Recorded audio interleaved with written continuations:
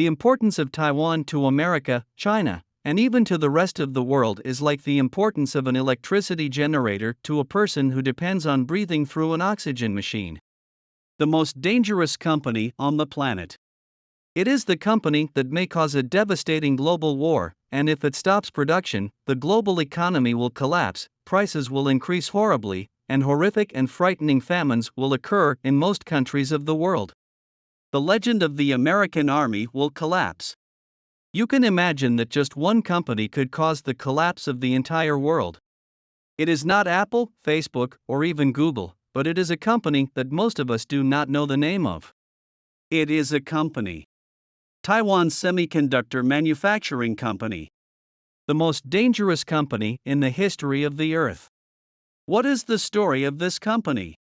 It is a Taiwanese company that manufactures electronic chips, and these chips are used in everything technological. Telephone, television, and computers. Cars, refrigerators, advanced production machines. All modern electronic devices and advanced and dangerous military weapons such as aircraft, armored vehicles, tanks, submarines, and modern aircraft carriers. Almost everything is connected to technology, so how did this company start and why does its danger reach such a terrifying degree?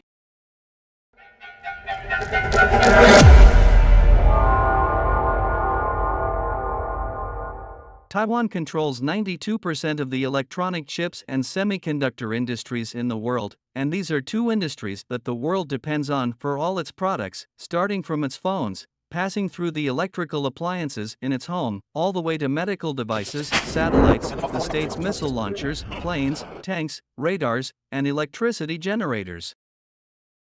In the 1950s, Taiwan was one of the poorest countries in the entire world and lived on aid from Western countries, like all poor countries. After years of suffering, the state decided to put an end to this, refused aid, and began a scientific and educational revolution that would make this island the most developed and dangerous in the entire world. A small island will transform within years to be able to humiliate the world's largest empires, from China to America. Taiwan established a huge scientific research institution, appointed its most important scientists, and established scientific missions abroad for training and education in semiconductor science and technology.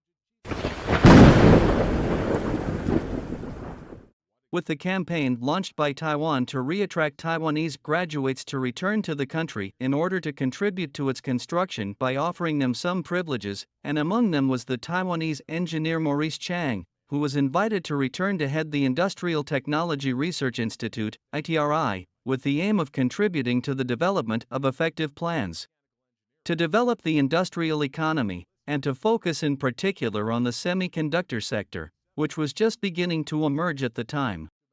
2 years after heading the institute, he worked to establish a semiconductor manufacturing company, as he needed an idea that would make him able to compete with the global factories controlling the semiconductor market at that time.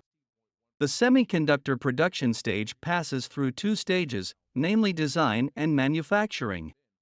Most companies at that time had the ability to design their own semiconductors, but it lacks the ability to manufacture them, as building special factories to produce semiconductors costs billions, which prompted these companies to seek help from companies that already own semiconductor factories, but those factories were exploiting their importance and the need for other companies to request access to the company's design in exchange for producing semiconductors.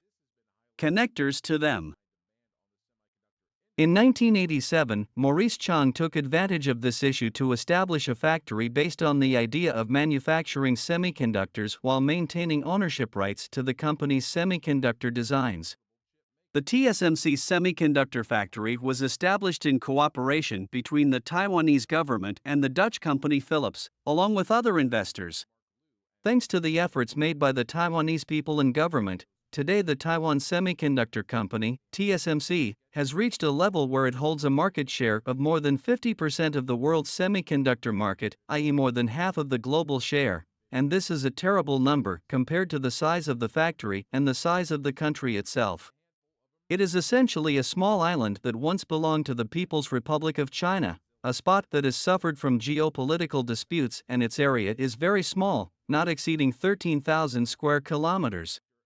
The confusing question here: how could a small country of this size establish a factory like the TSMC factory to occupy the global throne and control the semiconductor market? How did this small island, which announced its separation from China in bad and unstable economic conditions, manage to sweep the world's semiconductor market through its TSMC factory? How can this small island that emerged from the rubble of war and dissent from China compete with the manufacturing giants in the field of chips, which cost billions of dollars and painstaking technical efforts? We will learn about Taiwan's story from scratch, from the civil war in China, all the way to its complete sovereignty in the world of semiconductors. The Taiwanese island was the result of a nationalist communist conflict. After the outbreak of the civil war in China, the communist forces took control of the government at that time in 1949 in the flight of the Chinese leader Chiang Kai-shek with his government and about 2 million refugees to the island of Taiwan, which was inhabited by 6 million citizens at the time. In possession of China's gold reserve, foreign currencies, and some antiquities, he declared Taipei City the capital of Taiwan, while the communists declared the establishment of the People's Republic of China.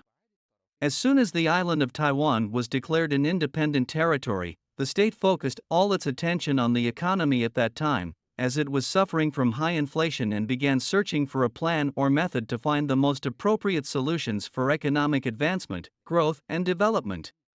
The primary resource at that time for the residents of this small island was agriculture, so the Taiwanese government began to support the agricultural sector in parallel with American support for the Taiwanese island, given that Taiwan had become one of America's allies. But the matter did not stop at the agricultural renaissance. Rather, reality imposed itself when the agricultural renaissance contributed to increasing the capital of the Taiwanese government, as the state decided to expand its economic renaissance to the industrial side, and began to pay attention to health and education in order to truly invest in its largest, most prominent, and most important resource, which is human energy. The Taiwan government exploited its profits from the agricultural sector to lay the foundation for the first important economic step that shaped the new face of the Taiwanese island. It established the Industrial Technology Research Institute (ITRI), with the aim of promoting innovation and scientific research. It also paid attention to vocational training and was keen on the qualification and scientific preparation of its people, which is its first capital. Accordingly, many factories and technological companies began to rise little by little to form the most important pillars of the country's economy, including, but not limited to, the international company Foxconn and the semiconductor company TSMC, which has become the largest global supplier for manufacturing chips and semiconductors, which is the focus of this video. How was the start of the giant TSMC factory? One of the steps taken by the Taiwanese government in order to exploit human resources is that it launched a major campaign to re-attract Taiwanese people with minds, experiences, and holders of advanced degrees in order to return to the country to contribute to its construction, by offering them some privileges and temptations that will make them agree to return and give what they have to build their homeland, not foreign homelands. It was fortunate, by luck and planning, for the Taiwanese government that the Taiwanese engineer Maurice Chan was among those who returned, after he was invited to return to head the Industrial Technology Research Institute, ITRI, to benefit from his experiences and with the aim of contributing to developing an effective vision and plans for the development of the industrial economy, and to focus in particular on the semiconductor sector, although it was an emerging sector at the time in the broad industrial field. Within only 2 years of his presidency of the institute, Zhang worked to establish a semiconductor manufacturing company, through which he aimed to be able to compete with the global factories controlling the semiconductor market at that time. For those who do not know much about semiconductors, the production stage passes through 2 sections or parts, namely design and manufacturing, and it is natural that most companies at that time had the ability to design their own semiconductors, but they lacked the ability to manufacture them, especially since building specialized factories to produce semiconductors is not an easy matter and costs exorbitant amounts of money. Billions. The temporary solution at that time was for these companies to ask for help from other large companies that already owned semiconductor factories, but those factories were exploiting their importance and exploiting the need of the rest of the companies in order to obtain the designs of small companies in exchange for producing semiconductors for them. Here came the role of engineer Zhang, who found that the ideal solution to this issue was to establish a factory based on the idea of manufacturing semiconductors, but while preserving the ownership rights of semiconductor designs for the companies themselves, meaning that companies that request semiconductors would not lose their designs to the manufacturer, which would giving small companies great confidence in ordering chips. Indeed, the TSMC semiconductor factory was established in joint cooperation between several parties, the Taiwanese government and the Dutch company Philips, along with other investors. According to official statistics issued by the company's website, TSMC produces more than 10,000 products for nearly 500 customers around the world. Among these clients, we find international companies and names such as Intel, the company considered one of the giants in the semiconductor market. Intel has completely outsourced the manufacturing of its old chips to TSMC, while it has maintained the design and production of the newer chips itself. There is also the giant company Apple, which manufactures phones, smart devices, and everything related to the world of communications. We find that it is one of the most important clients of TSMC, as the latter constantly manufactures chips for Apple after providing it with its designs. Accordingly, it is no longer strange to know how the Taiwanese company grew rapidly within a few years until it achieved a very high growth rate, which made its share in the global semiconductor market exceed 50%. Then the global crisis in semiconductors appeared, and truth be told, all fields have been suffering from a real global crisis for years, but the recent semiconductor crisis in particular was an additional and powerful reason to impose the dominance of the Taiwanese company TSMC on everyone, as the company became the ideal destination for all the world's companies that I relied on it greatly. The pressure and demand increased more than ever until TSMC became unique in the global arena, especially after its counterpart, Intel, fell behind, which was the victim of administrative errors that led to a delay in the process of producing the new generation of electronic chips with a manufacturing precision of 7 nanometers, while on the other hand, TSMC is currently manufacturing 5 nanometers chips.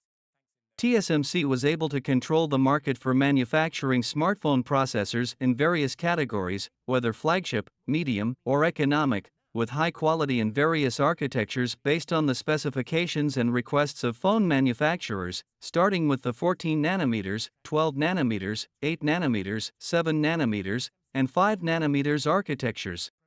A recent report issued by the famous Phone Arena website revealed TSMC's plan to start shipping the first batch of distinctive chips with a manufacturing accuracy of 3 nanometers in the first quarter of 2023.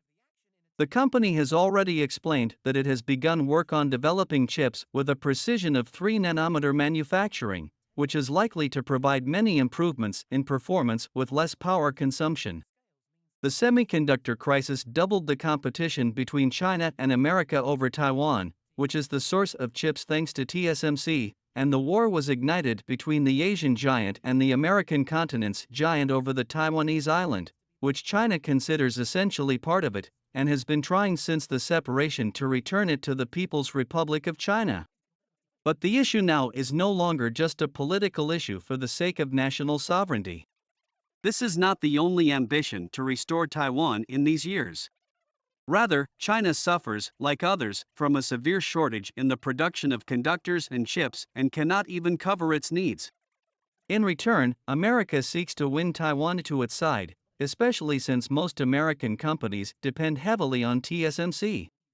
Moreover, America has made a new agreement with TSMC to establish and build a TSMC factory in the American state of Arizona.